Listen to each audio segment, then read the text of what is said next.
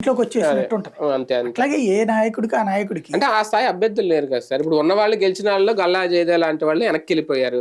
లక్కీగా ఆయన వచ్చాడు కాబట్టి లావు వీళ్ళకేదో కలిసి వచ్చింది. లేదంటే అభ్యర్థులు కూడా కనిపించట్లేదు కదా పోనీ అంటే 25 దానికి స్థానాలు. కారణం ఏంటి? తెలుగుదేశం పార్టీ బలహీనపడటం వల్ల కదా. ఉమ్, ఇప్పుడు అదే అంటున్నా. కేంద్రంలో లేదు, రాష్ట్రం అధికారంలో లేదు.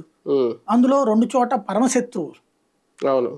ఇప్పుడు దాంట్లో ఒకటి సెట్ చేసుకున్నారు కాబట్టి ఇదే గనక ముందే పొత్తు ఖరారు అయ్యి ఉంటే ఈ పార్టీకి అపర కోటీశ్వరులు చాలా మంది వచ్చిండేవాళ్ళు తెలుగుదేశం పార్టీకి. అది పొత్తు లేకపోవడం వల్ల ఎంతవరకు ఉంటుందా లేదా అన్న దాని వల్ల ఆగింది. ఇప్పుడు పొత్తు అన్న తర్వాత ఇప్పుడు బీజేపీలో కూడా పోటీ పడుతున్నారు. ఇప్పుడు మీరు చూడండి, సుజనా చౌదరి, సీఎం రమేష్ మొన్నటిదాకా పోటీ చేయడానికి రెడీ కాల. అవును, వాళ్ళు ప్రత్యక్షంగా అందరూ కూడా అవునవును. తెలుగుదేశంతో పొత్తు అన్నాక ఇప్పుడు పోటీ పెరిగింది. ఎందుకని తెలుగుదేశం ఓట్లు ఖచ్చితంగా కొన్ని గ్యారంటీ కదా. మన ఓట్లు వచ్చినా రావని మనకు వచ్చేవి ఎంత ఉన్నాయి, 10,000 ఉన్నాయి అనుకుందాం. కానీ తెలుగుదేశంతో పొత్తు వల్ల 40,000-50,000 అయితే వస్తుందిగా. ఒకసారి అట్లా తెచ్చుకున్నాం అంటే 60,000-70,000 నెక్స్ట్ ట్రిప్కి వచ్చేటప్పటికి ఇంకా లెక్కలోకి వస్తాం కదా మనం పోటీలోకి అనేటువంటి రూట్ ఎవరికాళ్ళు ఆలోచిస్తారు.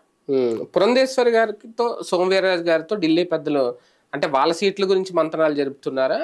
ఓవరాల్ గా పార్లమెంట్ అసెంబ్లీ స్థానాలు ఎక్కువ తక్కువ గురించి అన్నమాట. వాళ్ళ గురించి మాట్లాడడానికి పిలవరు. బీజేపీ స్టైల్ ఎప్పుడు అట్లా ఉండదు. జరుగుతున్నది ఏంటంటే మొన్న వీళ్ళు ఇవన్నీ కలిపి ఇదే ఇచ్చిన 1/2 డజన్లో 4 పనికిరాని సీట్లే అవుతాయి.